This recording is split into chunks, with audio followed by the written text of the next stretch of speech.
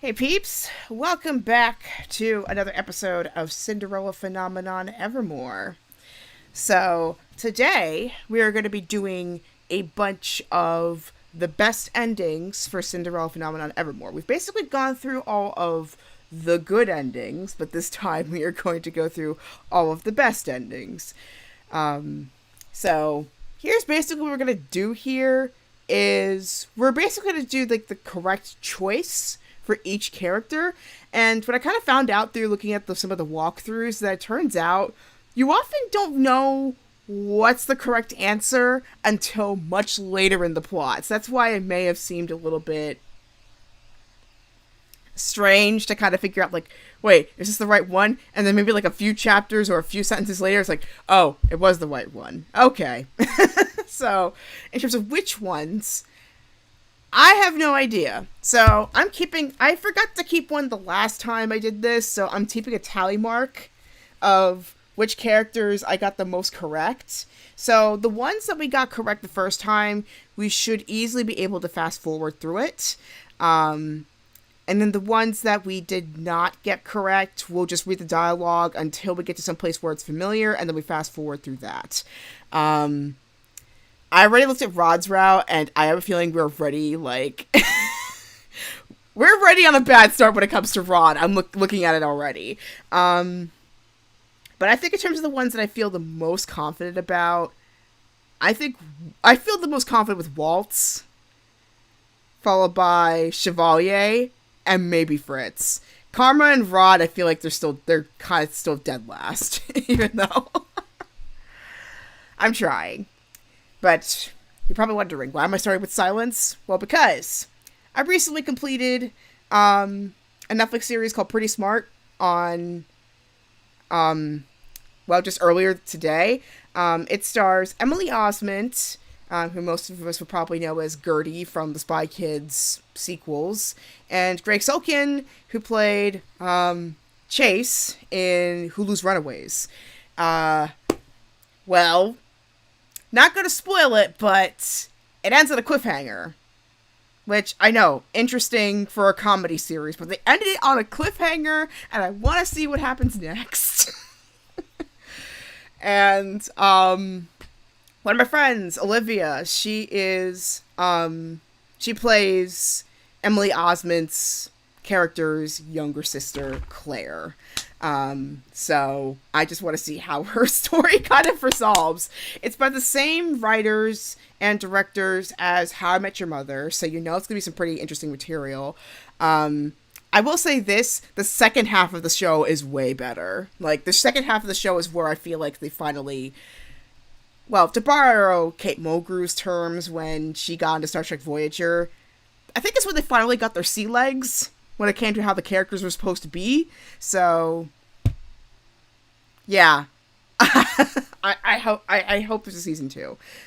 There's rumors that there probably isn't going to be one, but I'm hoping to change the odds, even though I am a small channel right now.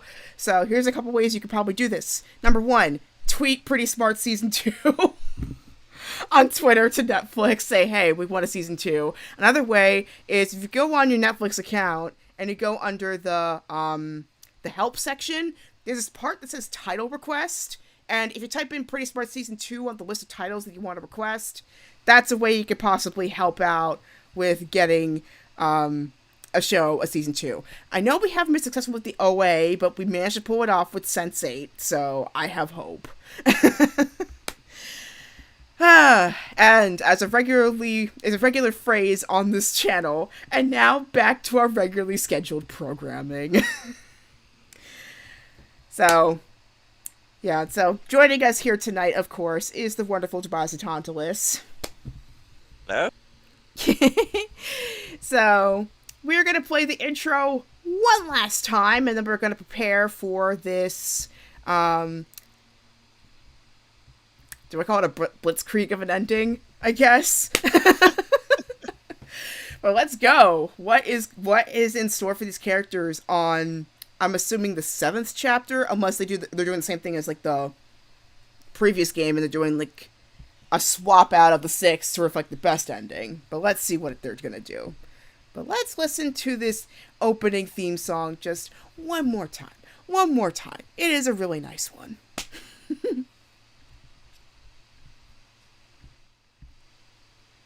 Shout out Daisuke for making this game.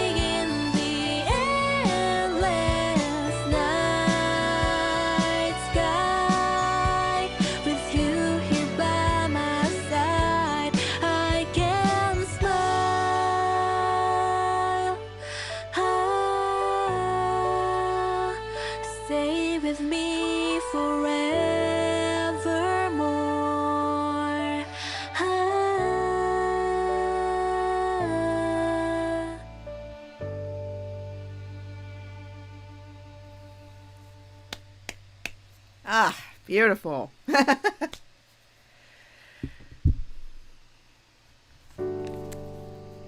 All right. So now we are finally going to get into the best ends for each character, and we are going to be basically playing the same order that in the original game we were supposed to go. So I'm going to start off with Rod, then we go with Karma. Also, side note, distant cousin to me, distant relative to Mia. Princess Mia, anybody? Or Queen Mia? But then again, the kingdoms are a different name. But then again, the line of descendancy is very complicated when it comes to these royal families. Not so much. Because one of Quad's names is Rinaldi, so I'm not gonna get too complicated in here. So for the sake of reducing distraction and also to la la la la la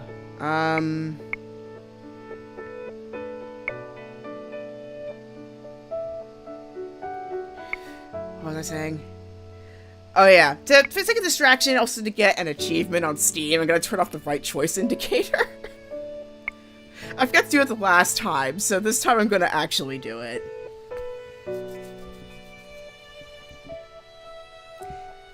Alright, so let's go ahead and start from the very beginning, which is a very good place to start.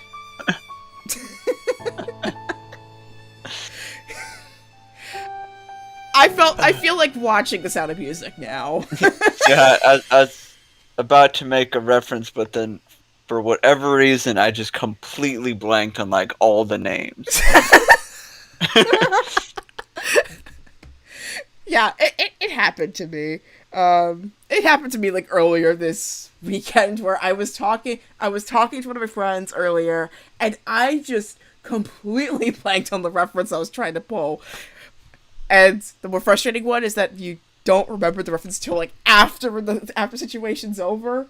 Oof. Yeah. Well, I can't bring it up now. I can't bring it up now. Why did you have to come here now when it's no longer going to be cool to bring it up? Come on. Anyway, good things those who goes who wait until midnight. Now, in this case, we're probably not going to go that long.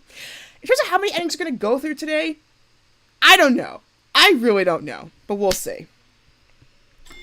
Again, every time that comes up, I'm like, I feel like I would dispute that statement. I think the only exception is, like, New Year's or Christmas. Yeah. Or just any holiday in general, really. Alright, one last time I'm reading this.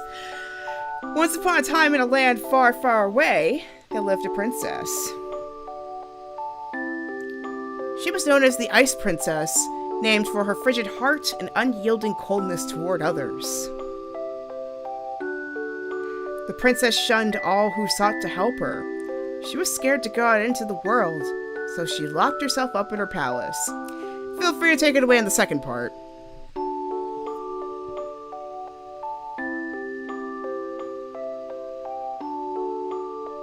Then, one day, the Ice Princess became the victim of the infamous fairy tale curse and was forced to go from riches to rags.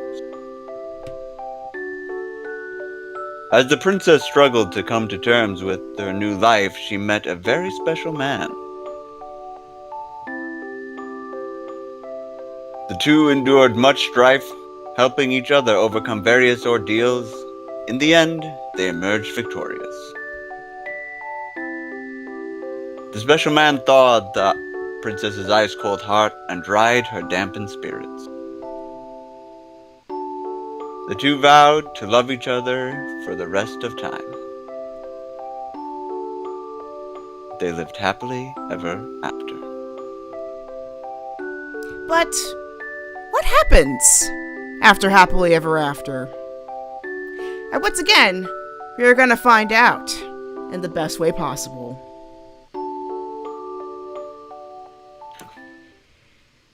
We are going to be going through, once again, the trials and tribulations of Her Royal Highness Crown Princess Lucette Riala Britain. And we are going to go through Crown Prince Rod's path. Though initially he is a commoner before, once again, he reclaims the title. I believe it should be the top left. No. I can never get this down. I thought it was just going to be, like, rotating, but... That's Waltz. Yeah, it would make more sense if Rod was blue, not pink. Yeah, I was about to say, I could have sworn Rod was blue. Yeah, it was way more blue. Okay, so our first decision, where is my page here? Okay. So shout out to magicgameworld.com for making this guide. Already we're not exactly at a good start, but I can easily say we got a bunch of the middle part correct. So already we're gonna have some pretty different dialogue in the beginning. Yeah, the first decision was just the letter, right? Yeah, that was just the letter. I think we realized pretty quickly that we chose wrongly there. Yeah.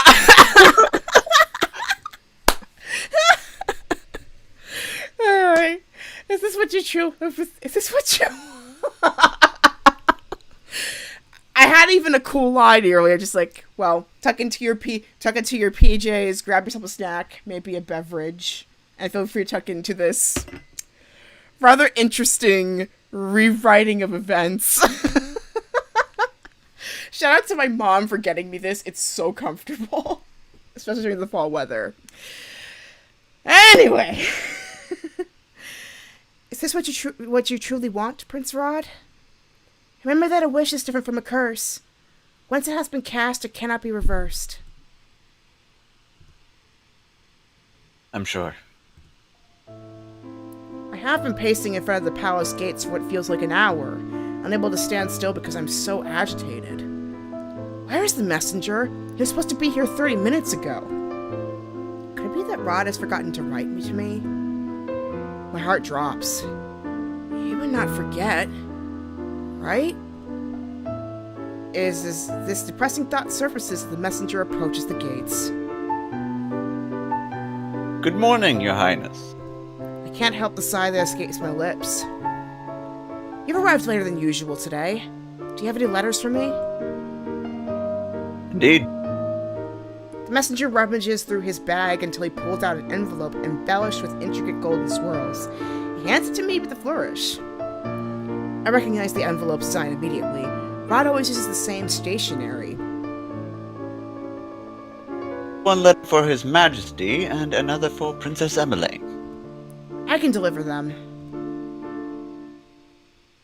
But, Your Highness, it is my job. I insist. Should I make it in order? Baffled, the messenger hands the letters to me. Because, I mean, come on. Expedited shipping, man.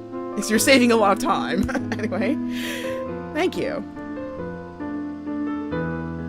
No, I should be the one thanking you. Have a pleasant day. You see? I turn towards the palace as the messenger departs. Emmeline is in the middle of a lesson, so I shall deliver a letter to her afterwards, but Father should be unoccupied. Although I will say, as a royal messenger, if anything happened to those letters, he would be in big. Yeah. That is one reason in that position I might insist on delivering them myself. If a message to the king did not get to the king... Yeah. I'm just saying. Yeah, that's... On the other hand, expedited shipping. I find the king on his throne, eyes glued to a piece of parchment in his hands. He looks up when I step into the room. Good morning, Lucette. Morning, Father. Father. I only started calling him that about a year ago, when the two of us first began trying to mend our relationship. It was awkward at first, but even slow progress is a step forward. I have a letter for you. Father raises an eyebrow and glances at the envelope in my hand. Reason you're delivering this letter? I was already waiting for the messenger. Ah, this is the first letter you've received all week, isn't it? Now I understand your enthusiasm. Ha! I turn away, inwardly cursing the heat in my cheeks. Father chuckles. To be young and in love. Well, I mean, you're married to the love of your life, so... touché. He accepts the letter from me and pries open the seal. If you do not need me for anything, then... You are excused, Lucette. I curtsy before heading toward the doors. Behind me, I can hear the king chuckling. I turn, curious and surprised to see him grinning. Also, side note, curtsying takes a lot of leg muscle. I found out the hard way in the gym yesterday.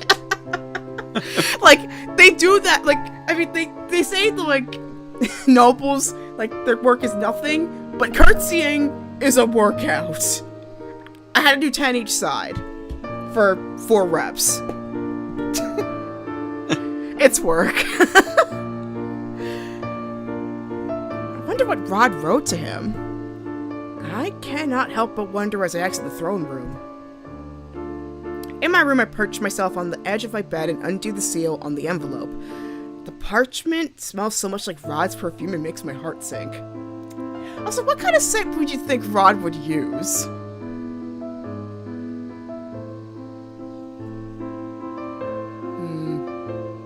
Something distinct, but like not overbearing. Yeah. I think. I mean, I kind of think like since his favorite spot's the forest, and he took on the. I think he chose the Little Mermaid curse. I think if it makes it like ocean spray and maybe evergreen.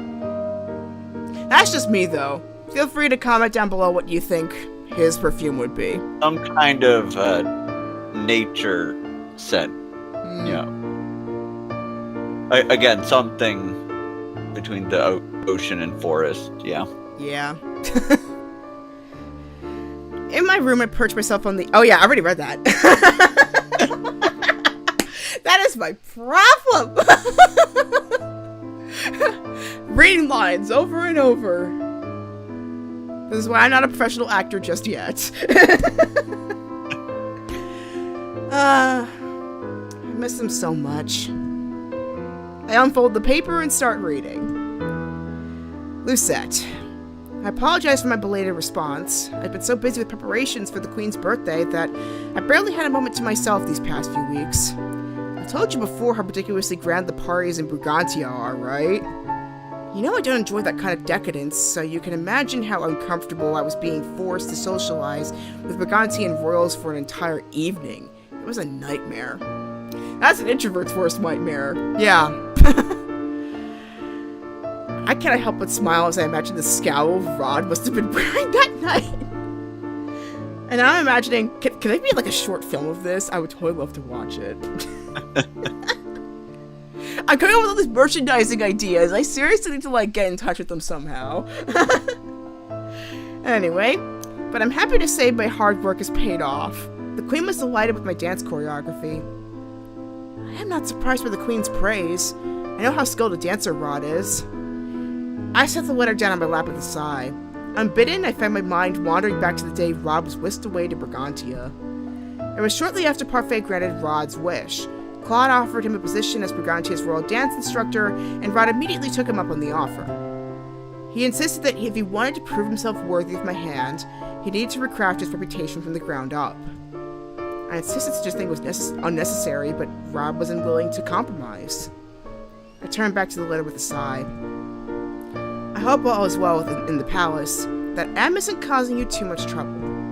I miss you, Lucette, and can't wait to see you again. I promise to write again soon. I love you. P.S. Sabby says he misses you too. The letter ends there, and it's a good thing, for my vision has started to blur with tears. I wiped that away with the back of my hand. He did not even bother to say when he plans on next visiting. Does he even miss me? I clenched my fingers into a fist and startled when I noticed electricity sparking at my knuckles. I closed my eyes and took a few deep breaths, and when I opened my eyes again, the sparks are gone. My magic is a temperamental thing, which is why I have to consciously tone down my emotions until I've mastered my magic completely.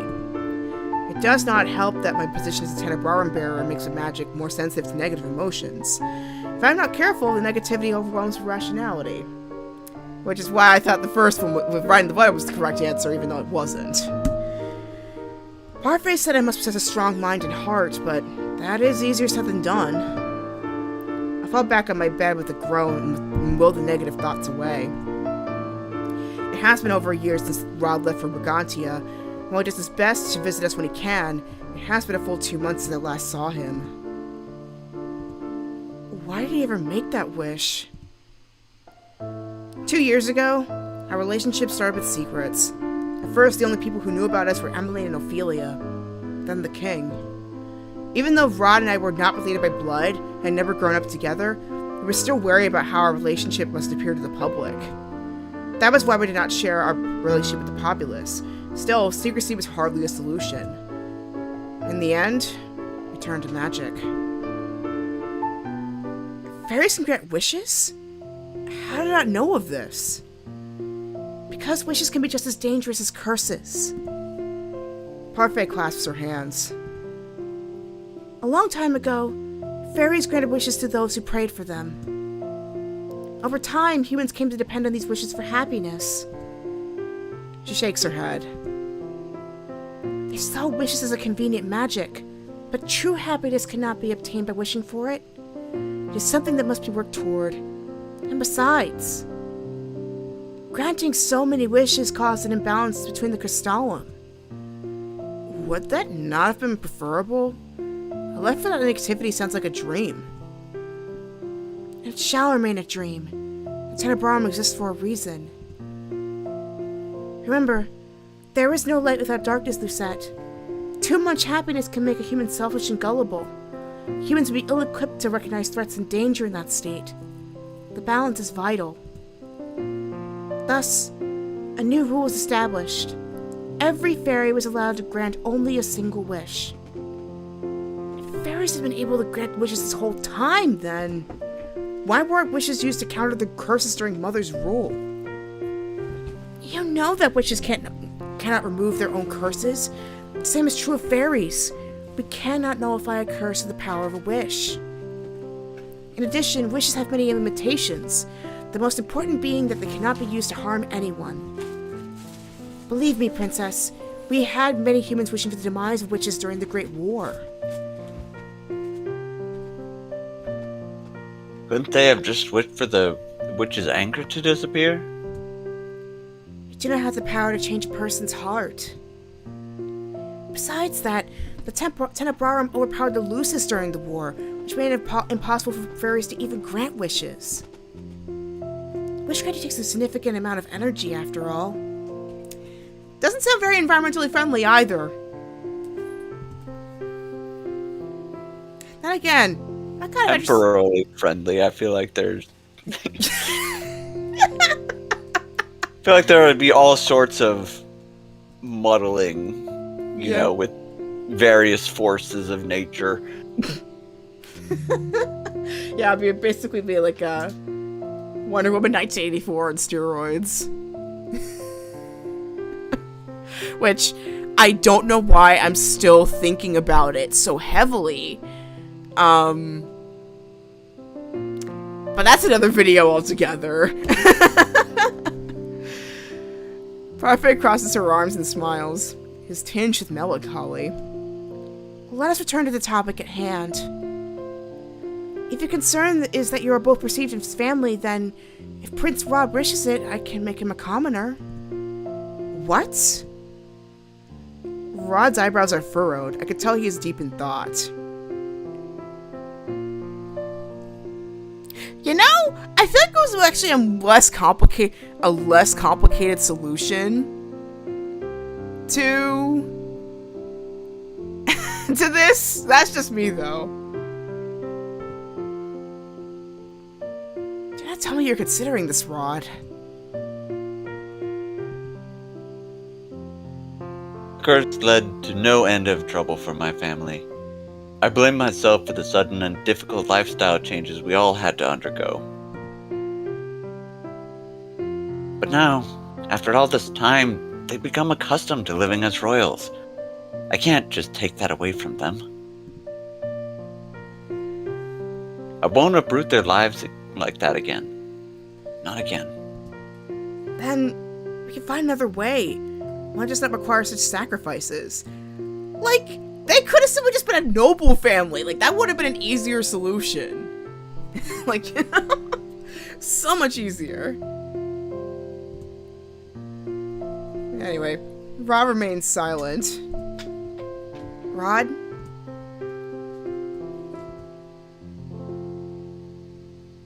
I'm sorry, Lucette. That's when I found out that Parfait had already spoken to Rod about wishes earlier. He had even consulted Ophelia and Emmeline before asking me to accompany him to the tavern that day. And so he made his wish. This time, he wished to become a commoner rather than a prince.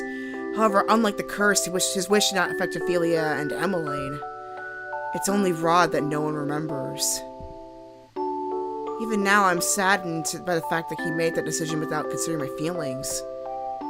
Both of our lives turned upside down in a heartbeat, and I barely had any time to prepare for it. A knock at the door jolts me from a reverie. Who is it? It's me. May I come in? You may. Good morning, Lucette. She glanced at the open letter on my bed. I take it that's from Rod? Indeed. He also has a letter for you, too. It's on the table. Emmeline's face brightens as she picks up the envelope. Did he say anything about when he plans to return? She sighs when I shake my head. He's as tight-lipped as always. Other than me, only Ophelia, Emmeline, the king, and the marching goers recalled Rod's true identity. At first there were doubts about whether Parfait could keep the memories of him intact. In the end, it was only possible because she enlisted the help of her cousin, Cinna. Cinna, who is set to become the next Lucis bearer, had enough power to fine-tune the parameters of Rod's wish. That single caveat was Rod's only requirement. Being so close to his own family, he refused to make his wish without knowing for certain they would remember him. I mean, consider what happened with Lucette, where everybody but the marching goers didn't remember. I don't blame him for that. I can only imagine how difficult this distance is for you and Ophelia. Emmeline shakes her head. I miss him, but we also know he's doing something he wants to do. Emmeline pops down on the bed beside me. What he's doing is unnecessary. Rod said that what he's doing is for the both of us, yet he made a decision to go to Brigantia on his own. Emmeline gives my hand a gentle squeeze. You know he only went because he felt he needed to prove himself worthy of your hand. Why does that even matter? Ophelia was a baker when Father married her. Rod loves you, Lucette. That was apparent to all of us. It's why we decided to support his decision. I want you both to be happy. Emmeline pats me on the shoulder, then rises from the bed with a smile. Oh, look at the time. I only meant to come in and check on you, but I've taken up so much of your time. I'll show myself out now. I don't want you to be late for your magic lessons. Thank you, Emmeline. Of course. I'm always happy to help. Emmeline gives me a quick hug before leaving. I turn my attention to Rod's letter. And now we're coming to the first decision. Well, first of two, actually. Because I kind of realized something. I should probably write back, but I'm still irritated that he did not provide a date for his next visit. How long does he plan on keeping us waiting? So, the first correct decision was actually do not write back, which that was pretty obvious. But I think also, like, the theme, which you'll probably see as we keep going, is more so Lucette trying to trust that whatever Rod's doing, he's making the right decisions. But at the same time, though, with some of the correct answers I do recall,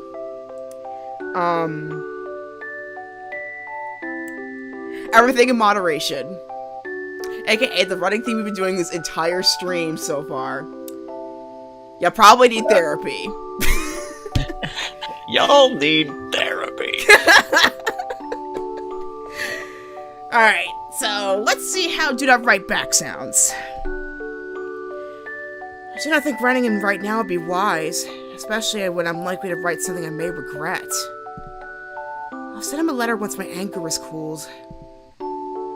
I glance at the clock, realizing it's almost time for magic lessons at Waltz.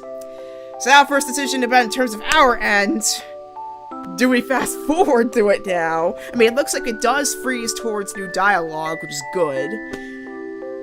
And on the other hand, though, I kind of like reading it over again because I messed up so much in the initial playthrough.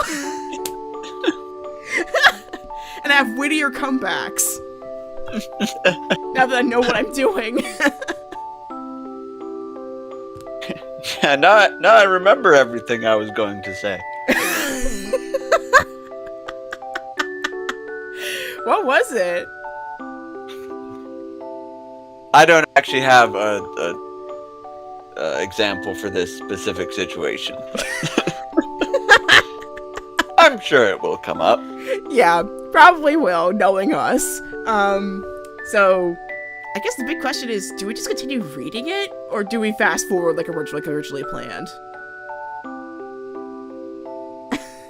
Well, it depends, like, really what our plan is, because if we reread through everything, it's going to take just as long.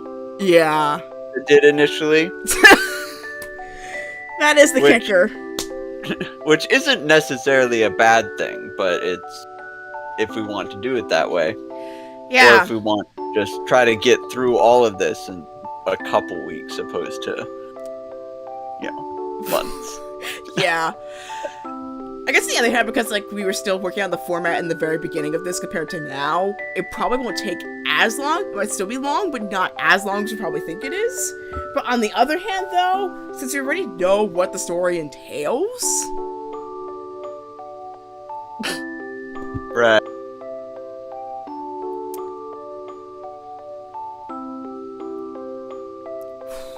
Honestly, be more inclined to skip through the dialogue. All right. And just come into the new stuff, but I'm honestly good either way. All right, the crowd's spoken. We are fast forwarding as originally planned, but if you want to read the routes as originally intended, you could check out my original playthrough where I read through some of the bad decisions, well, bad in air quotes, as well as, well, where it all began back in my channel, or you can buy the original game on Steam or itch.io. It's only $9. You can also play the very first game, the one that started it all. Also $9 on Steam, or name your own price on itch.io. So go check it out. Support your small game developers. All right. So the second one is about Rod finally returning, and it's about the letter. Like, well, in this case we didn't send one. Well, we sent a different one, I think. But anyway, mad because it waits so long. The second one was actually the pause. So we actually were correct on this one. Not saying anything. So we can fast forward that with a clean conscience. Okay, and where do we want to go? We were also correct with saying the forest. Because where else would they go? Alright, and then the next one is stay silent. So let me get a little bit of context here. Did I do it right? So, you're acting strange, just your imagination. I think it was... I think this was the... Oh, okay. Yeah, the implication about the ball. That's right. I think we said stay silent? Yeah, we did say stay silent, so that's 3 correct ones so far. We're actually doing pretty good. Okay, so the next decision. Oh, new dialogue, people. Here we go. Let's get context here. So basically it's about the concern about the wish, about why he decided to become a commoner, and Lucett's considering her past reputation as the Ice Queen, basically does not really give a damn about what people think. And she's used to people hating her, essentially.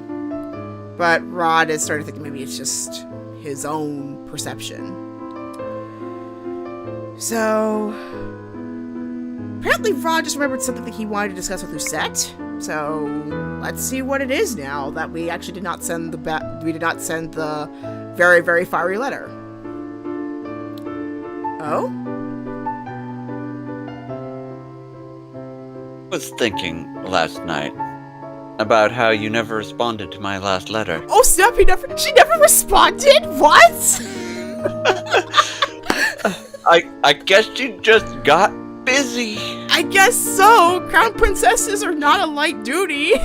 But on the other hand though, not even a response? Dang. There was no time. You arrived 3 days later. I intercepted the messenger that day to make sure no letters were being sent from me. She didn't see anything from you. I was going to write, but I was upset that day and I wanted to put it off until I was calmer. Oh,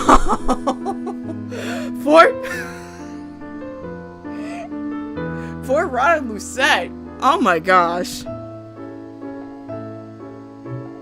If this is because of my wish, then maybe I should never have told you about it. Oh no! No! Oh my god! That's how you got in this problem in the first place, man. Telling her about it was definitely a good thing. Yeah, that was the very important call here. Oh my god. Like, can you imagine, like, if you did not include her in this, you basically had to start all over from scratch? Yo, that's way more of an obstacle. Yeah, some explanation would have had to come sooner or later. Whether just some random guy is suddenly, like, swooning over you, or you do remember him, and you're like, wait, why are you a commoner? What just happened? Yeah. Excuse me, sir. Squeeze me? Oh my god. I stare at him baffled. Yeah, I would be too. Look at me right now. Look at me right now. Yeah. It does raise a question. If he wished to be a commoner, but everybody, around remembered him as royalty, and everyone still treated him as royalty, would he just, like, be absorbed back into that? Like, if the noble houses were like, no, yeah, he's one of the nobles, I feel like everyone else would just accept that, and he would just become a noble again. Yeah, it's like, dang, you went so far to, like, go with your girlfriend? Yo, you don't have to go through that tribulation. It's like you're not even related. You're fine. Politics. Politics. I mean, I bet if they instead tried to go for a public vote, I think they'd be fine. This is what the Wheel of Time calls the Great Game of Houses.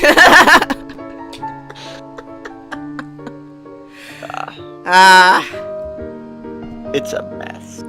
It sounds like a mess. Rod, can you imagine how terrible I would have felt if you hadn't told me? Leaving in the dark would have been the greatest insult to me.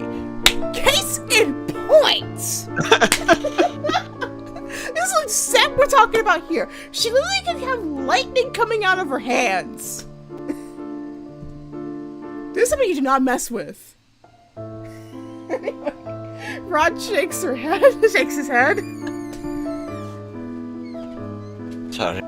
That was a stupid thing to say, I know. You think?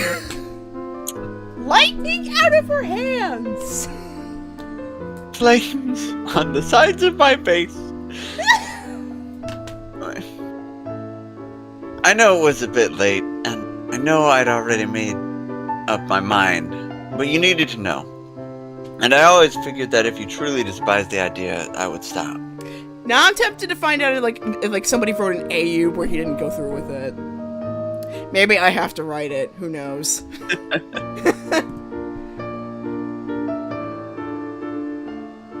But you were hopeful, weren't you? Even if you were a bit reluctant. Oh my god! Maybe I was hopeful. I did not get as angry as him as I should have, but did it really seem that way to him? Lisette, I know you're unsatisfied right now, but trust me, I've learned from my mistakes.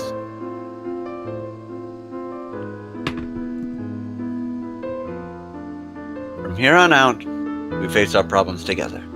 And thus it starts. Well, I could do that, Rod. Only, it is difficult to do things together when you live so far away. I know. But I promised you I had a plan, right? I'll make things work. Plus, Rod knows something that even you know now. Secret tunnel! I look at him with scrutiny, but Rod does not waver this time. He regards me confidently, and after a few moments, I cave. I will trust you then. Rod sighs. And on that note, we fast forward to the next decision. Alright, so the next answer. Oh yeah, the boy who wanted to court Lucette, but she's taken. So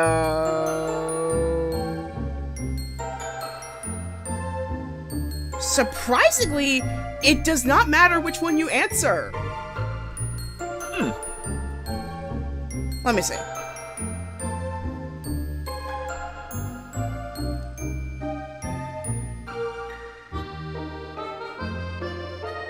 it doesn't matter which one you answer with this one. You can pick anything. So I think we picked that does not matter. I'm gonna stick with that one. I like that answer. I really like it. But yeah, that's the one answer that does not matter, so I think I'll still put it as a point in our favor. That's interesting. Anyway, let's keep going forward to the next decision. So, let's see. This was about, well, Rod's new experience, like, new life, and Chevalier's, like, wondering, like, how's everything going? So, this is another one we got incorrect. So, I think this one is... He is doing well. He's just been busy is all. He's working as a dance instructor and taking lessons with the king. Your concern is unwarranted and unnecessary. As your future wife, I disagree. At least in the next 4 chapters. Chevalier smiles. I'm sorry. I am, by my nature, a warrior. He's a doctor, not a counterinsurgent. So he totally has every right to worry. It's true. Chevalier takes his work seriously. A little too seriously, in my opinion. I'm only trying to keep my patients healthy. Indeed, Chevalier. Indeed. He shakes his head. Anyway, I'm relieved I'm just overthinking this. I lean closer to Rod and whisper in his ear as the conversation carries on. You are not allowed to overwork yourself, understood? Rod sighs. Understood. He smiles, but it does not reach his eyes. Rod, you are not getting past Lucette today. Not today. Or ever. Somewhere nearby, a book snapshot, and that is sent a signal to go to the next decision. Oh! This is the part where he's like, you did not sleep well last night. More dialogue. Here we go. You're definitely pushing yourself too hard. Chevalier is right. You should take better care of yourself. I know you. You always push yourself. Just... Rod shakes his head. Never mind. It's nothing. It's not nothing, Rod! Oh my god! You're giving the future king! What? I know there's something on your mind, Rod. Rod responds with a smile. When I continue to scowl at him, he plants a kiss on my forehead. I swear, it's nothing important. Don't worry. I'll get some rest when we get back to the palace. You better! Fine. Alright, well, while Lucette enjoys their Lucette and Rod enjoy the reunion, we shall proceed to the next decision. Oh, snap! Forwarding back in time. Yeah, apparently. Okay, this was the sparring. Let's see. Again, what is happening here? I insist. He falls backward. Does it again. Despite his clear exhaustion, Rod's eyes are filled with determination. These look like lessons, but why did he not tell me about them? Why is taking them in the first place? And most importantly, why must all this remain a secret?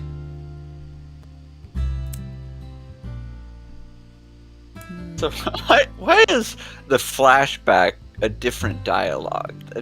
That doesn't feel like it makes linear sense. It was after that letter, like, you know, where he says, like, he's not it's obvious that, like, she's not satisfied with any of the answers that she's made, but, like, he's learned from his mistakes. That was the part that we just recently added. So this flashback wasn't here before. Okay. Yeah, so this is new stuff. Because after this, we're going to have to interrupt it. Again, that was the correct decision. From here on out, we face our problems together. Which is basically a contradiction to what's happening here, because they're not facing their problems together. He's doing it on his own still. And yet here he is, keeping this a secret from me. And the correct decision was to interrupt. So let's see if we get some new dialogue from here. We do not! Okay. And the correct... We did interrupt the fight, so that was correct. Asking Ophelia was correct. She showed us how to make pretzels. She showed us how to make pretzels. That was great. Okay, what's the next one? And... Oh yeah, future wedding. We were also correct on thinking it was something simple. Will we see that simple wedding tonight? Who knows? Anyway, fast forward. Okay. So, the next one is a present before the ball. So we were actually incorrect on this one.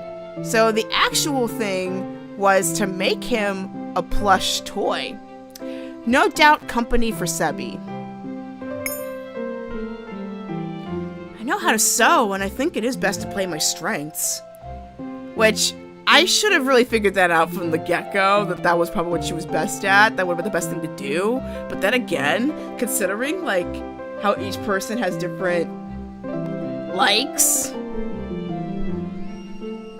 I don't know.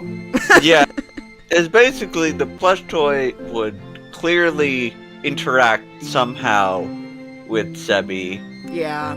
And it was really hard to say whether that was going to be a positive or negative thing. Yeah, in fact, to be honest, I didn't even factor Sebi into the equation until now. So, oh, that's sad. That's really sad, actually, because like then again, because like he's not as present as he was in the first game. Which I mean, he has no reason to because Rod has his voice back, but still. I can't believe I did not think of him when I thought of the plush toy. Oof. Emmeline claps her hands. Yes! We get another member to Rod's plush family! Wait, he has more than one? I'm learning something new today. I wonder if Sebi will become competitive. That was part of my thought when I saw that. I'm like, is this just gonna upset Sebi? I'm sure he'll love it. Who? Sebi or Rod? I nod to myself. Yeah. I nod to myself. Alright, then. I'll give it a try after we finish these cakes. And Emmeline? Yes? I can trust you to keep this a secret from Rod, yes? Well, not only she almost screwed up the proposal. Probably not, but that's just me, though. Of course. My lips are sealed. Of course. I had servants purchase supplies for me when I was tasting cakes. When I returned to my room, everything is waiting for me on my desk. I hold myself in my room for hours. My excuse is that I'm studying magic, but really, I spend the whole day working on the plush for Rod. Emmeline helps make the lie more convincing, and no one comes by to check in on me. Dang, well done, Emmeline. Day fades into deep night, and then... finished. I set down my tools and hold up the small plush. Are we gonna see this plushie? Do we get to see it? Can we see it? Oh! That's so cute! I love the cape! The cape's too cute! Oh, I want one now! Little polar bear with a tiny cape. It's just too cute! This is the first time I've ever made something like this, and I struggled with the more intricate stitches, but it does not look as bad as I feared. I glance up and I'm shocked to see that it is midnight. One more day until Rod's birthday. Who knew I'd be able to finish this so quickly? I make my way over to my bed and close my eyes. Sleep comes quickly that night, and it's not long before I fall into darkness. Ooh, I think because we had the plushie, it's now new dialogue, so I don't mind reading this one in full, actually. Day of Rod's birthday, I asked him to meet me at our special meeting place. I turn when I hear rustling leaves. Did I keep you waiting long? I shake my head. Not at all. I hand Rod my wrapped gift. Happy birthday, Rod. Rod smiles. Set. You really shouldn't have. Wonder what the reaction's gonna be for this. Maybe the same as us, but a lot more subdued. Let's see. He takes the gift, eyes widening as gently tears the wrapping. This is... So cute! I made it myself, in addition to your plush family. Thankfully, this one is not charmed, so you do not have to worry about another plush giving away your secrets.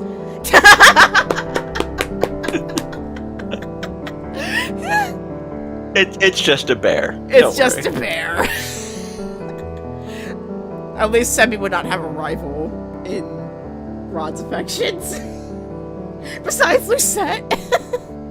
Rod laughs as he holds the bear plush up. His eyes glitter with mirth. Good. I already have one plush toy that talks my ear off. He runs his fingers over the stitches and looks up at me in wonder. It's amazing, Lucette. Thank you. I shrug. It was a small thing. You going out of your way to do this for me means a lot. Aww. He gently tucks the plushie under his arm. Wonder if carrying it around will make Sebby jealous. I've always wanted to get back at him for sneaking behind my back. Oh! It really was only trying to help you, you know? I know. The two of us make our way back to the palace. And with us, we go to the next decision, which is about, Emmeline trying to negotiate her courting Prince Lance with her stepdad, and originally was not going to tell him. We actually have to convince her to tell him. Which was what I originally was going to press, but I decided to press respect her decision, I think. Yeah, I said respect her decision initially, but this one, there's too much at stake. I think she has to tell him. And I think you should tell him. You think? Do not let our relationship stop you from pursuing yours. Rod would not want that. Besides, Rod stayed in Brigantia for a year. He knows Prince... it was Rod, actually. Never mind. The older brother syndrome, essentially.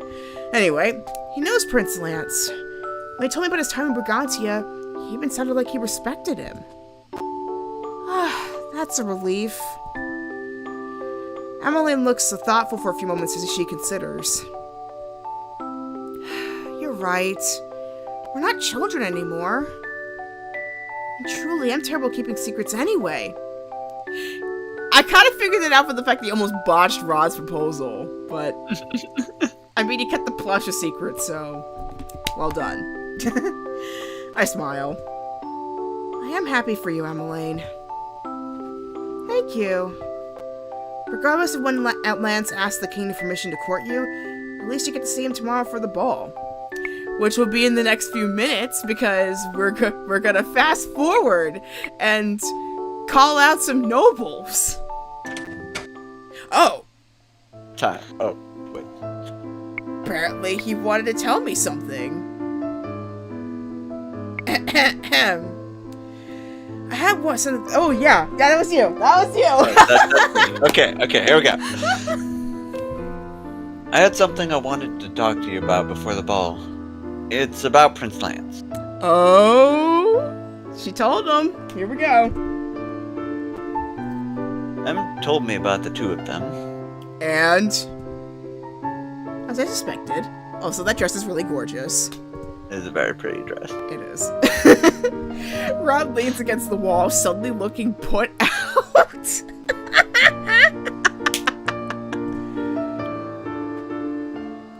She told me that she only waited to tell me because she was worried I'd drive him away. Which I'd be considering family members. I wouldn't blame her for that. Did you not do such things in the past? Rod sighs. So she did talk to you. Now you know how it feels, Rod. Like brother, like sister. Rod runs a hand through his hair and grumbles. I can't help being protective of Em. She's got a good heart, and I don't want anyone taking advantage of it. Of her. Emmeline is lucky to have you as a brother. I'm even luckier to have her as a sister. Aww. Rod looks at me. I imagined you had some role in convincing Em to tell me. Thank you. I'm glad she confided in you. And I'm glad you did not respond melodramatically. Ooh. Shots fired! Never.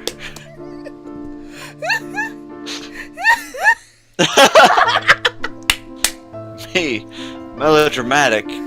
You must be thinking of Prince Claude. And he dodged it like a boss!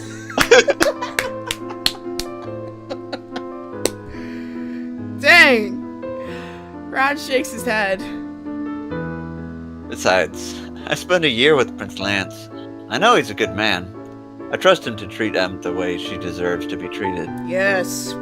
Bros! He must be good if he has your seal of approval. Rod coughs, cheeks flushed. Anyway, about the ball. Rod extends a hand to me. Starting soon, I would be humbled to lead you there.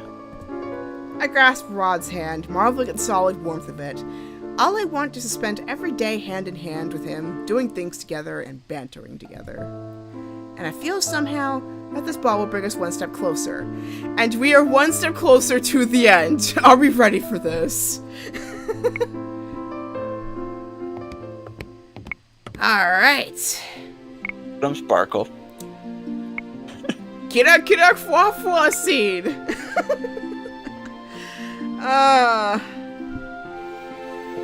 And apparently the correct answer here is actually I'm the lucky one.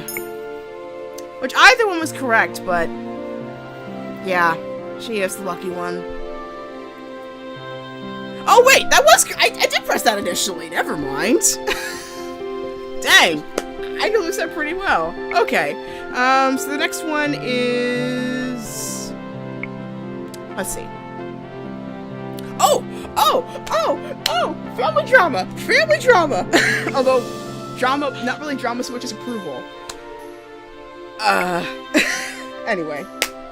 Let's see what Rod does in this interaction. Lance, can we speak in private? Here we go. Rod glances around the crowded ballroom. Or more privately, at least? As both of them are introverts, I think they would appreciate that.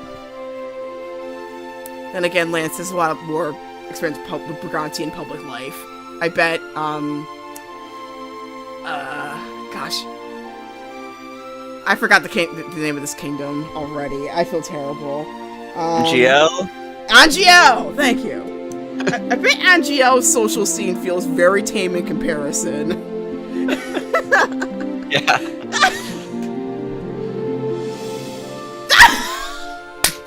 Of course. Case in point. Oh, God. Princess Emmeline, Princess Lisette, I'll catch up with you later.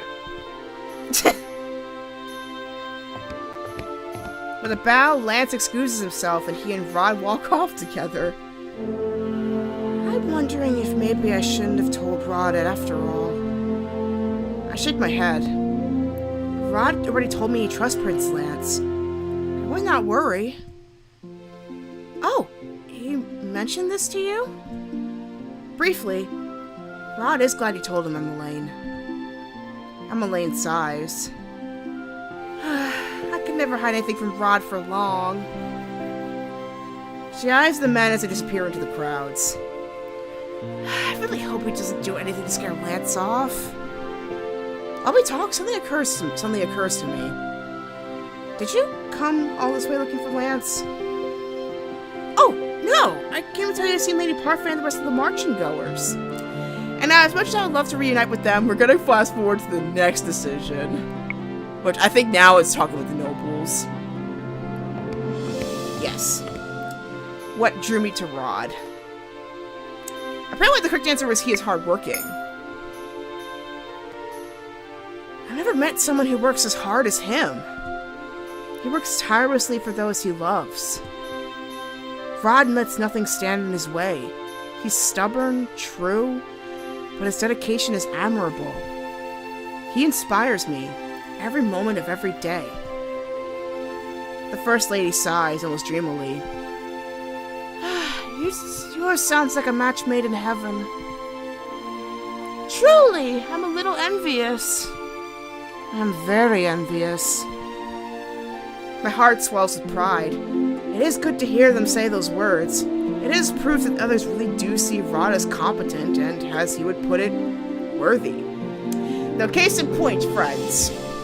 You do not have to rely on other people's opinions for worthiness. As long as you love and care for each other, you respect each other, and you're able to take care of one another as well as yourselves, you're doing good in my book, honestly. And that's there's always going to be people you just can't please whatever you do. So yeah, but as long as you're happy and you're helping people, that's really all that matters. And that is your Saturday moral of the day. I'm very lucky to have him in my life. I part ways with the women. In my search for Rod, I draw closer to the throne where Father sits. Some emotion and not understand flickers across his face as he beckons to me forward. And it wasn't a disappointing one. It was like, oh, finally, this is happening. It's the proposal, man. It's the proposal, everybody. We are going to eventually be missing this with this decision, but we gotta fast forward. Oh, more dialogue! More dialogue! You never did tell me how your talk with Prince Lance went. Okay, how did it go? Rod shrugs. it was fine. That is all you have to say? Oh, I only wanted to make sure he was serious about courting my sister. I mean, considering he hired you, he's gotta be serious. And? He said he was, as expected. Of course. As far as I'm concerned, I didn't need to ask anything else. I know Prince Lance, and I trust him to treat Emmeline courteously. Hey! The music picks up in tempo and our conversation dwindles as we again focus on our dancing. Later, Rod and I make our rounds around the throne room, accepting congratulations from everyone. The last people we see that night are the tavern goers, who offer us the most heartfelt well wishes. And on that note, we fast forward to the next part where we don't feel like the night should end, and yet we kind of have to. Oh! More dialogue! Okay. That's right, he heard the noblewoman part.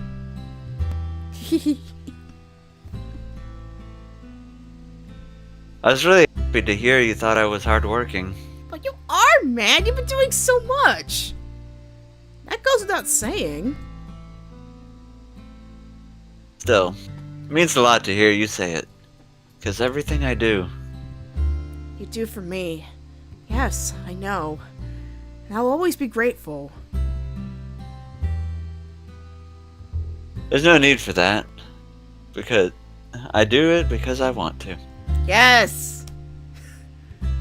But at the same time, take the lady's gratitude. Yes! Take the win! I think is take the W a thing? I don't know. I know there's take the L, but it's not taking the L. He leans forward to kiss my lips. Oh. Thank you for that. Oh, so adorable. Both pause as we come to my bedroom door. Normally this is when we part ways, but now neither one of us moves.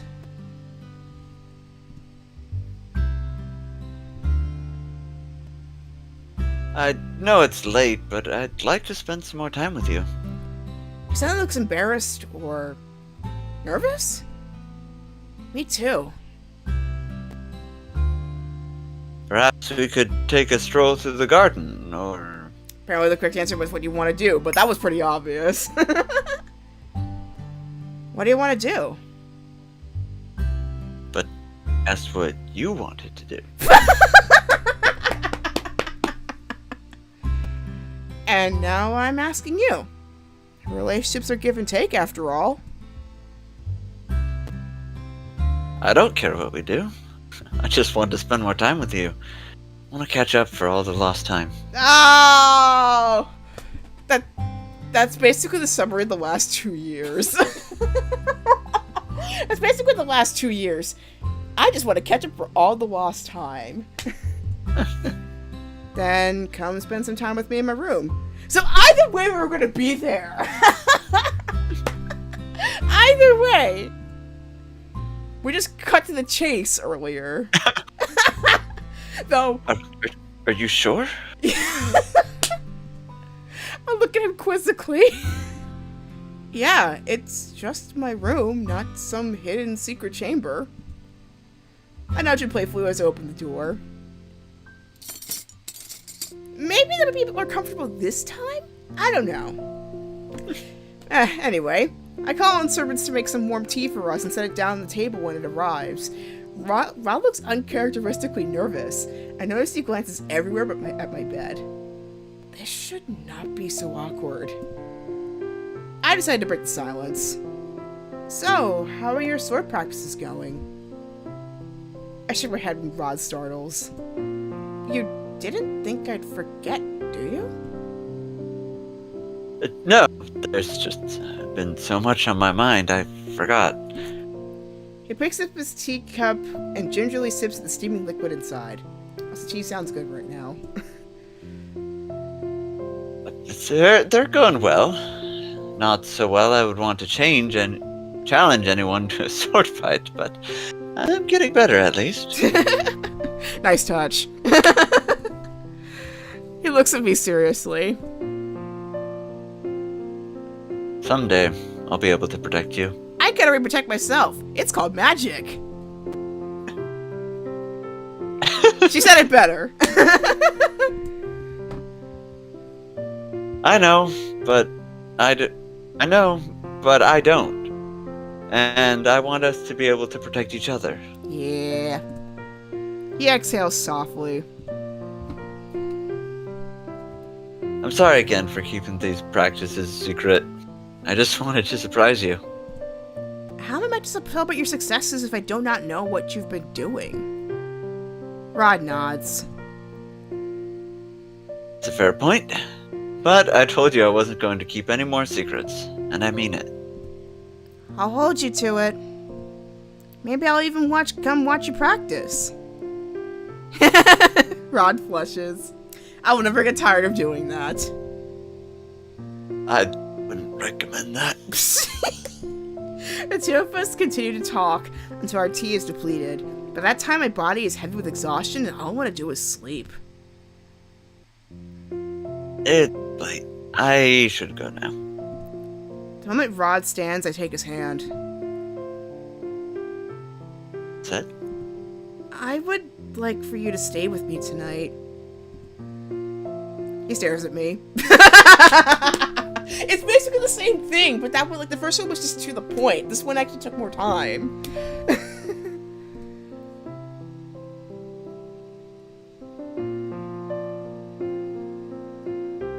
Rod, do yourself a favor. Do not go that direction. We've gone through this before. This is not that kind of channel.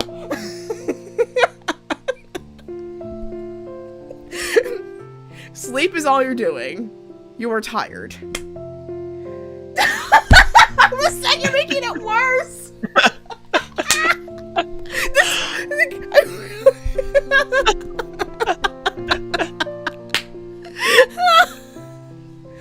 I mean, along the other routes, there were mentions of, like, questionable scenarios that were actually questionable scenarios.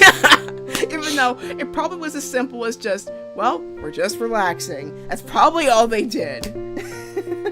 Well, I mean, who was it? Waltz? They were like ran out of the bath together or something.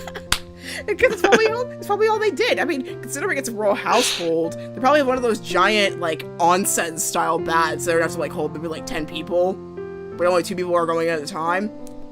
Fair enough. Fair enough.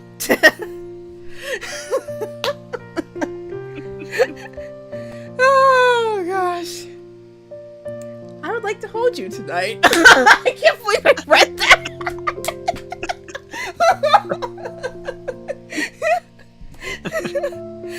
The words make heat pull the core of my stomach, but I continue speaking. What do you think I'm feeling, Lucette? What do you think I'm feeling reading your dialogue? I would just like to sleep next to you. And that's all it is, people. It's not that kind of channel. I have to remind myself again. It has been...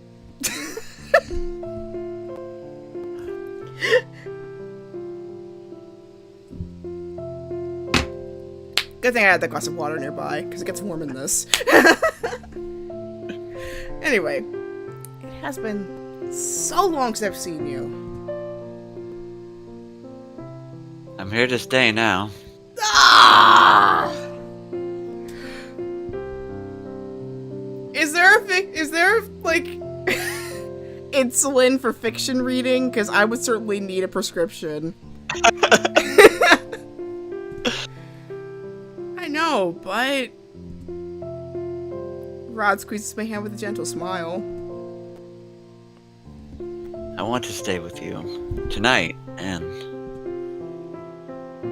whenever you'll have me.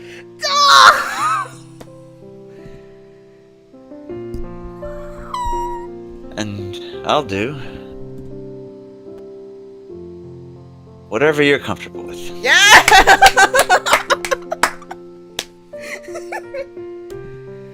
Whatever I'm comfortable with, And stand before you can. Oh, this is just going back. Okay. Pull toward the back. And I got dropped from all the channels. That's it, everybody. Good night. Set. I fell backwards.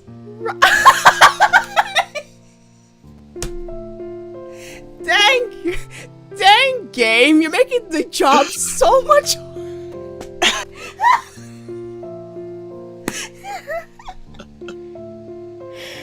Okay.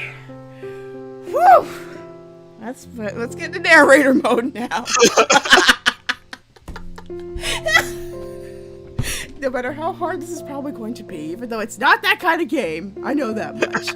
But at the same time, though.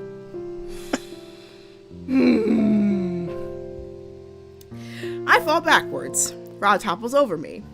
For a few moments, the two of us lay there, staring at each other, feeling each other's rapid heartbeats through our palms. Then, I kiss him. A soft kiss and then a deeper one. An intoxicating heat floods my body, and I feel the feeling carrying me away as Rod leans into me, chilling kisses down my lips to my collarbone. He pauses breathless.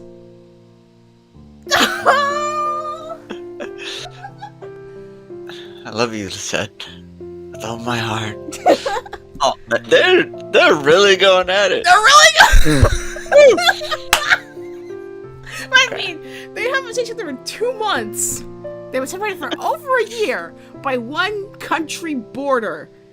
And what from that sounds like, at least from like Karma's story, it is kind of a distance. So, woo. And when your only communication is snail mail, and you don't have portals like Waltz does. They don't even have airplanes. They don't even have airplanes. You have to put them on boat. Or how is the boundary? Is there a boat there, or is it just like a wagon? I kind of presumed it was like carriage, maybe like a mountain pass of some sort. There's no map, so I have no idea. Maybe the fans came up with one? I'll look it up later. Okay. I love you too, Rod. But after time, all the kisses bore together. The last thing I'm aware of is I fall asleep as Rod's body curled around mine. And with that, I think we should be getting to like the good ending now, because we pretty much got to, that was the last decision. So now we should be getting to the best end. The news of our engagement spreads quickly. Now that we all know Rod and I will be married in the future, his lessons with the king and knights resume again in earnest. The two of us still have a long way to go before we are ready for marriage, but now, finally the path is cleared, and I plan to enjoy every moment walking it with Rod. We have a bright future ahead of us, for Rod and I, but also for our kingdom. And with that, we've got Chapter 6, The Vow. And we all know where this is going. 4 months have passed since Rod proposed to me. Since then, the two of us have been working tirelessly to prepare ourselves for the future. Father does not plan on stepping down immediately after we marry, but the day is fast approaching, and I do not want to make Father wait. Oh my god, he's abdicating! That's different. Today, Father and I are discussing scenarios I will have to face as a ruler. The specific situation is a dispute between two parties. This sort of thing happens frequently, most often between businessmen. Most will request an audience and ask for advice. Well, I'm not surprised if it's business, though. Some things never change. He tilts his head. Tell me, as a just and unbiased ruler, what would your primary tactic be? I personally get both sides of the story, but let's see what she says. Okay, basically the same thing. First, I would allow both parties to argue their side. If it was obvious which was the offending party, I would offer a solution based on the laws. Laws which they would already know. And if it wasn't obvious? Probably ask more questions. Or that. Then I would seek the opinion of the council and call witnesses to testify. Father looks at me for a long moment, his expression unreadable. I force myself not to waver as I stare back at him. And then he smiles, and I feel myself cave with relief. An excellent answer. Hey! I release a sigh I did not realize I was holding. I must sound exasperated because Father laughs.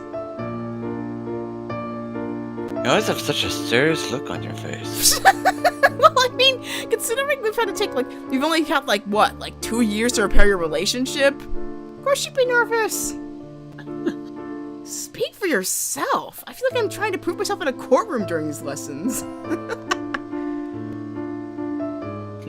So that's exactly the atmosphere I want these lessons to have. Dang! Keichinaro not holding back!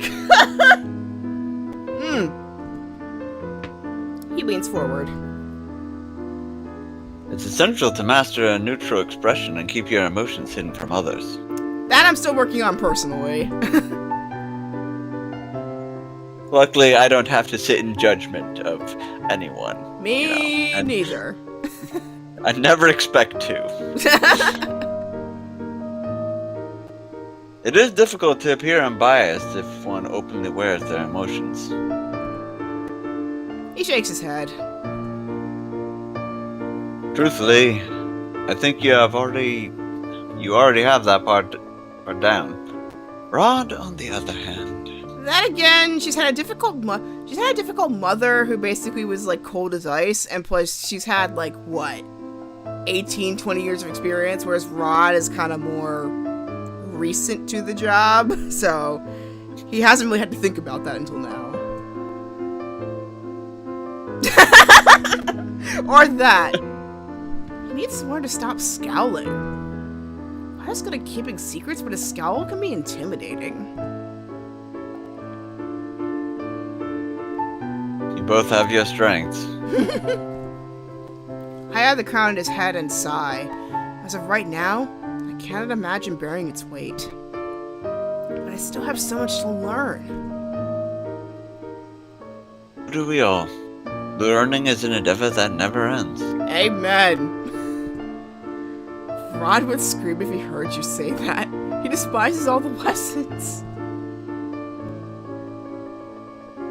They are indeed one of the most frustrating parts of court life. I mean, especially if you're not born into it, it's gotta be very confusing.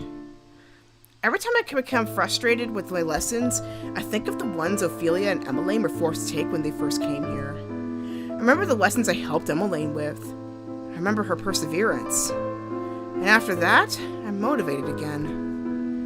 It helps to know we are all suffering together. That's kind of part of what I'm actually learning in school, actually, is, like, in particular, we talked about, like, compassion and mindfulness. And the emphasis is, like, the fact that even though it may feel like you're alone in your experience, you're actually not alone. Somebody went through it before you, somebody's probably going through it with you now, and somebody's going to go through it after you, regardless of how much you want to prevent it. So, it's important to be gentle to yourself during those challenging times. So it's actually not a bad thing to keep in mind. It's like, if you're suffering, you're not alone in it. So, don't be afraid to reach out for help. Misery loves company, as they say. Key is not to wallow in it, though. Mike, not the phrase I would have chosen. Yeah, not what I personally would have chosen, but... The king stands, stretching his arms out before him.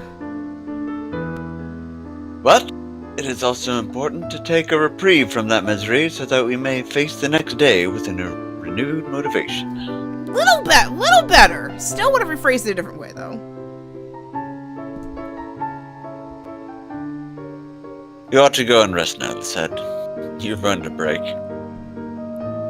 Thank you, Father. I slid out of my chair. Thank you for...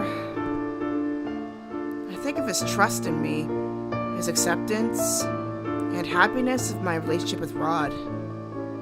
Thank you for everything. My father shakes his head. You owe me no gratitude, but I do owe you my thanks. I am flabbergasted when he bows before me. What? You two trusted me with your secret, even when I did not deserve to be trusted. No! Gennaro! Oh my god! You went through a nightmare with Hildur.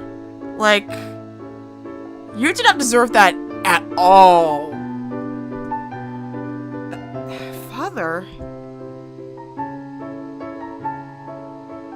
I'm speaking the truth, nothing more.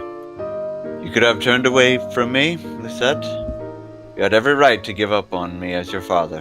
But she didn't! Like, I mean, like, the fact especially that you managed to, like, stay behind, even when Hildur was threatening the kingdom, and your life, and Ophelia's life, and Emmeline and Rod's lives. The fact that you even had the courage to stay seated, even with that threat, that takes guts. That takes guts. Takes no small amount of gusto. No. But you decided to give me a chance to rectify things, and for that, I will always be grateful. That also shows how much Lucette has grown through this process too. Like, she could have given up on him at any moment, and she still kept him around. That's huge. He leans over to kiss my forehead. Good night, Lisette. I return his warm smile with one of my own. Good night, Father. I reach out to give him the briefest of hugs before curtsying and walking from the room.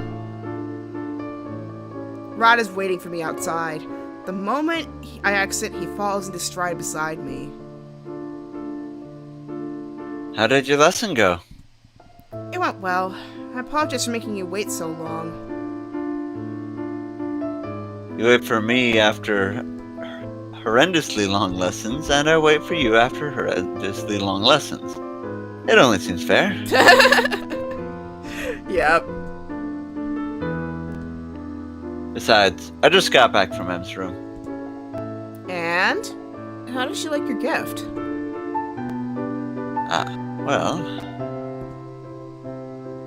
A week ago, Emmeline had announced that she was going to visit Brigantia for the first time. After officially receiving permission from the king to court Emmeline, Lance had started visiting monthly. He's come and gone 4 times already. On his most recent visit, he asked Emmeline to accompany him for a month-long visit to Brigantia. The moment Rod found out, he insisted he make her something that she could take with her to make her feel more at home. Knowing that how fond she was of Sebi, he came to me and asked if I could help him make a small plush toy for her. Rod is extremely earnest and he does his best at everything, but... And you stitch the ears like this. I'm assuming sewing is not one of his strong suits. Rod looks at me aghast. I don't understand. What don't you understand? I'm starting to feel like I'm back at my job now. This is basically what I go through every day. But swap sewing for computers. Any of it. I can't even see the shape of the ears. Am I even doing this right? You're doing fine. You just need to tighten the stitches so that the ears do not come off. But where even are the ears? I'm guessing it's not very visual, it's more kinesthetic. You have been working on them the entire time. Oh, poor Rod. He really is helpless at this. When Rod continues to have difficulties pulling the thread through, I gently take the plush from him. Yeah, spare him the pain. Spare him the pain, Lucette. Watch and learn. He flushes as I lean over his shoulder to work, carefully looping the thread a couple more times before I tie the knot. I continue working with him for the next 10 minutes, carefully guiding his hands through the stitches. There, all done. The disappointment is evident on his face when he holds up the plush. It's terrible. Oh. It's nowhere near as cute as the plush you made for me. Again, like diplomacy, she's had years of experience, albeit she had to do it very covertly. She just said, I'm freeing this character way too well at this point. To be fair, I have a lot more experience. It's such a simple design. Simple can often be very deceptive. Rod sighs. I mean, play most any NES game. You have like 4 buttons, but... Oh my gosh. You know how many times I died just in Star Fox? It's a simple control scheme, and yet I died so many times. Oof. It is not. Also, we're talking about Emmeline here. She cannot possibly dislike anything you give her. I think it's very cute. If you say so. He sets the plush down on the table with a sigh. She's only leaving for a month, you know. That's how it began with me too. You remember? I didn't think I'd be gone that long when the months passed and... His eyes flipped to mine. Then again, you were working, man. Of course you couldn't predict you were going to be there for like a year. Made you wait for so long. That's all in the past. You're here now. That's what matters. I laid down and planted a kiss on his head. Besides, even if Emmeline ends up staying longer, I know she would not fail to write letters letting us know when she would be back. Said I was sorry about that. I know. I just like to see you blush. Dang, we said coming in with the ammunition.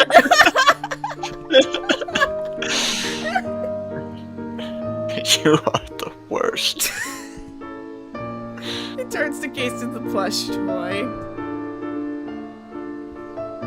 I just want to give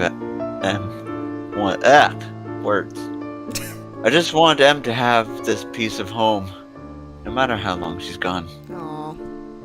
I pat the little plush on the head. She's going to love it. I flash Rod a teasing smile. Will you make me a plush toy when we get married? We start with plushies, we end with puppets. It comes full circle now.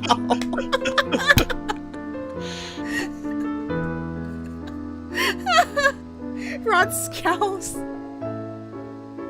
You deserve something much nicer than whatever this is.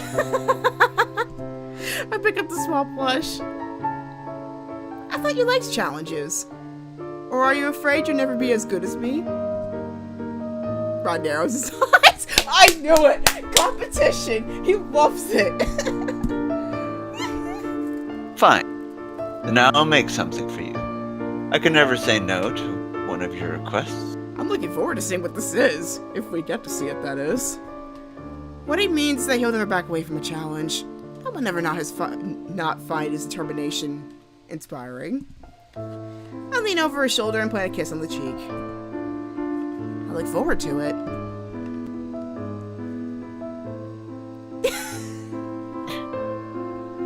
Tears in her eyes when I gave it to her. At first, I thought it was because the plush was so ugly it made her cry. Oh, dang, Rod, you're such a harsh critic on yourself. I cannot help my laughter. And that wasn't the case, was it? Oh, she kept telling me how much she adored it. Didn't she tell you? It wouldn't matter. I told you she would love it.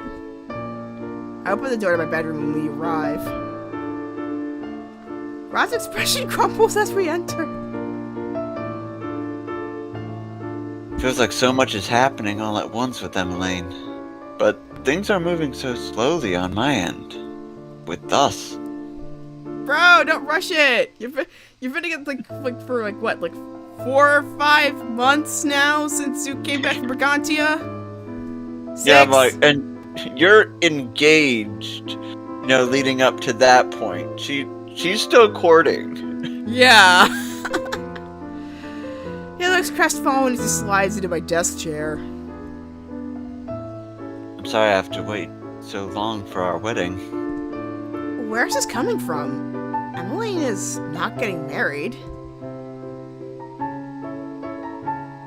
The two of them still feel like they're taking more active steps towards the future than I am. Oof, that dialogue is way too familiar. Swap romance, though, with work.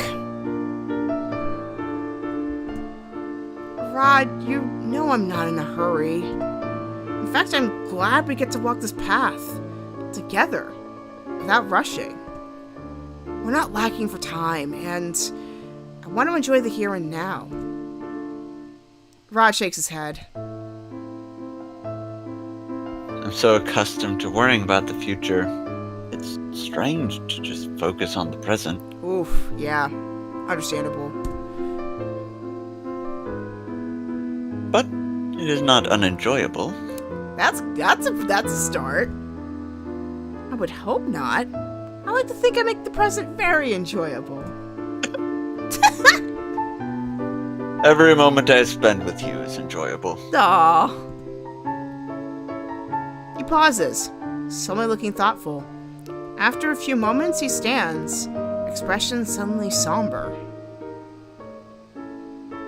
Actually, I've been thinking.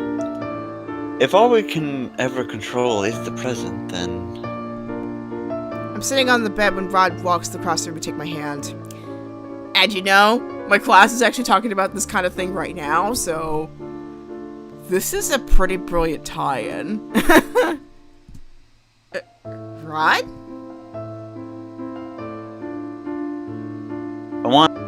want to make my vow to you, here and now.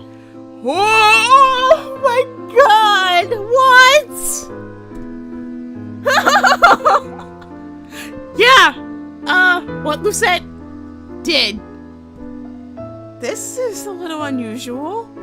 I said I wanted a simple wedding, not no wedding. Then again, if Dr. McDreamy and Dr. Gray could do a wedding on a post-it note, this is nothing. Our whole love story has been a little unusual, don't you think? True. That's true. He holds out a hand. Can I have your ring? My fingers brushes a hand in the ring, and I flush and kneels down before me. I promise to make it better for our wedding, but I'd like to make a vow to you tonight as well. Oh my god! Rod's pulling out all the stops here. You're not allowed to tease me for this, okay? I make the promises, Rod. You're pretty easy to. I nod, smiling. Rod gently takes my hand. He holds the ring in his other. Even though I know this is not the real thing, not even a rehearsal, my heart trembles with anticipation. Said, I did not know the meaning of true love until I met you. I had never known what it meant to give someone my heart until we met. But now, you have it. You have me in all of my eternity. I want to stay by your side for the rest of our lives. Though our paths diverged in the past, I'll make sure they remain intertwined in the future. I never want to leave you alone. Not again. He takes a deep breath as he slides the ring onto my finger. My eyes are glistening with tears when he brings my hand to his lips and kisses my knuckles. I will love you forever and always, Lucette. I grip his hand tightly, pull him toward me. I love you too, Rod, and I will proudly proclaim it for the rest of the world to hear. Rod smiles. It is such a gentle, beautiful smile. No more secrets. Never again. If I had another glass of water, I would drink to that. Rod cups my cheek, brushing a stray tear from my eyes and presses his lips to mine, a seal to our promise. I pull Rod closer, closer until we are lying together on the bed, our limbs entangled, my face pressed into his chest. I will always love you, Rod. Forever and always.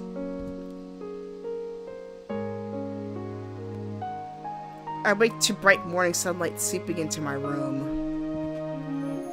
Wait, when did I fall asleep?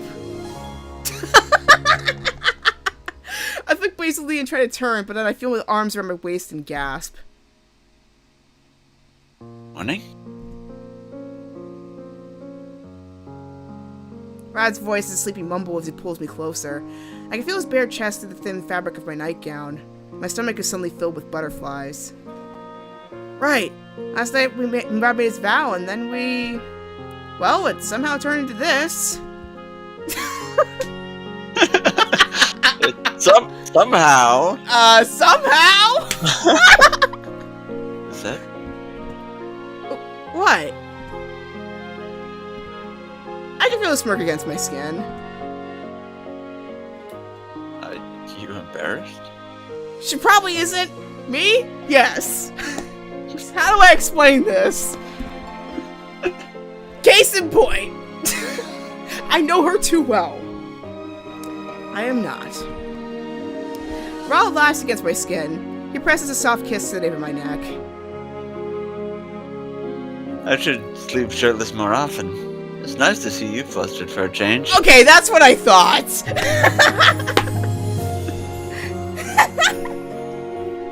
What? No complaints? Must I kiss you to get you to stop talking?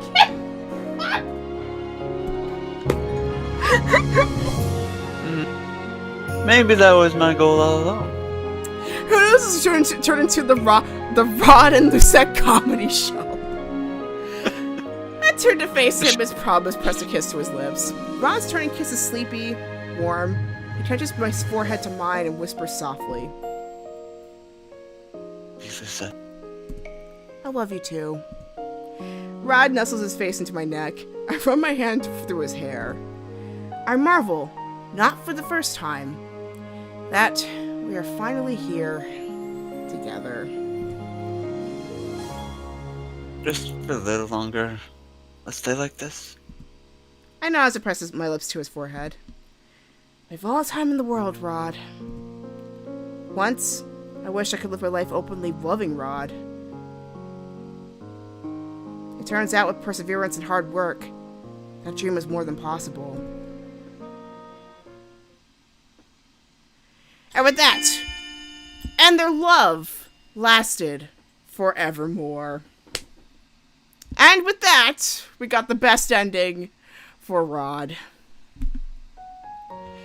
And traditionally with best ends, they add another song to the end. Usually it's like a piano remake. Always like based on the first game, it's a piano remake of the first song. But yeah, that's Rod's best end. Oh.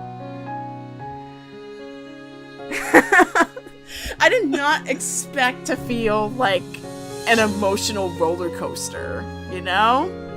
Yeah.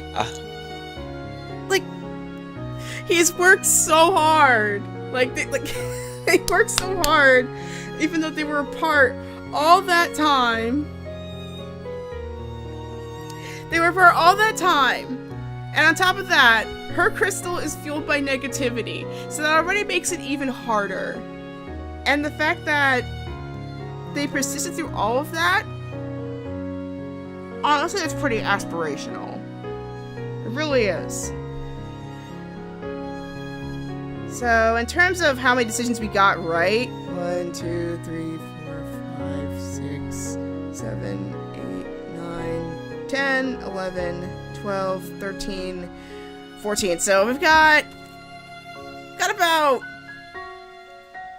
well, not counting the like the one where you basically choose anything, you've got 7 out of 14. So got halfway. So I knew Rob was gonna be the hardest one of the 5. But man, this was fun. This was really fun. Yeah. And I'm looking forward to trying the next few. So it looks like we're gonna have maybe another month of this after all.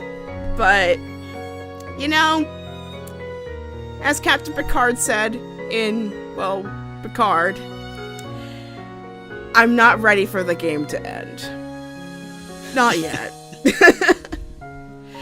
And thank you, backers, for doing this. I actually happen to be a backer. I just didn't do enough to be featured in the end credits, but yeah. I'm glad Cinderella Phenomenon got a fan disc. So, here's to more Happily Ever Afters and Happily Ever Afters after the Happily Ever Afters. Ever Afters forever. Forevermore! Oh, man, that was good. Well, we didn't get a wedding, but we did get a low-key vow. Oh, that's where the letters came from. Look at that.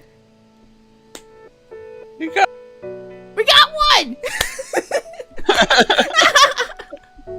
So she was actually still thinking about it. There we go. Now we got an answer to the quill question. Oh. Yeah, this was so much fun. So it looks like we're going to be doing like one ending a week, which I kind of should have expected. But yeah, this is fun. This is so much fun. Love doing it. I love doing it. I want to do more of it. So I'm very glad you invited me along in this adventure. yeah, me too. It's been great. It has been great. It's always a lot better when you have more people reading it. So much fun. So, in terms of other ones, so we're going to continue with part 2 of the best routes with Karma's route in next Saturday. Though, I think it's gonna be, yeah, we should be fine next Saturday, actually. So we're doing Karma's route next week, and Monday we've got more exploration of Barony. We beat the Baron 2 weeks ago, and so we found out there's actually a different route that you could take that adds another 15 levels. So we're kind of curious about that, so we're gonna try that out. We're taking the best route there as well. Yeah. At this point, Parasite Eve 2 has basically become like the Half-Life 3 of my channel. So I don't know when I'm gonna get back to it, but I'm hoping to get back to it sooner rather than later. I'm also hoping to finish up, do more of Dandara Trials of Fear Edition. We completed one world in that game. I'm gonna try and do more, so I look forward to that. As well as maybe some Oregon Trail for Indigenous Heritage Month and the Stanley Parable. So I'm doing readings in my Fiverr shop, waxgibbouswitch. It's by commission only with a starting rate of $20. A sale code is coming up, so keep an eye out for that. And finally, as I mentioned in the beginning of this episode, help me get Pretty Smart get a second season, because it would be nice to watch. So you can help out via Twitter with hashtag Pretty Smart Season 2, or you can go under help.netflix.com/whatever language you were using /title request, and then type in Pretty Smart Season 2 as a request. If you've not seen the series, go check it out. Season 1 has been out for over a month now. If you're also curious about Cinderella Phenomenon, where it all began, check out Steam or itch.io and check out the story from the very beginning. Or if you're tired and don't feel like doing that, check out my channel and watch it from the beginning. So, you got Twitch. I save some of my playthroughs on YouTube, except Barony, which is a Twitch exclusive. I also have a second channel called Theological Otaku on YouTube, which will be, I think I'll be getting some uploads up there pretty soon. As well as if you want to get some updates on what I do outside of this, feel free to check out my Twitter at DJMK4Life, as well as notifications for when I'll next stream, my blog, and as mentioned earlier, I have a Fiverr shop, so feel free to bring some patronage. So anyway, thank you so much for getting through tonight. Thank you for watching. Make sure you keep your wishes close to your heart, because the dream is a wish your heart makes. So definitely keep them close, because you never know, they could come true to you in a very spectacular way. So stay safe out there, and of course, may your heart be your guiding key. Till next time, bye!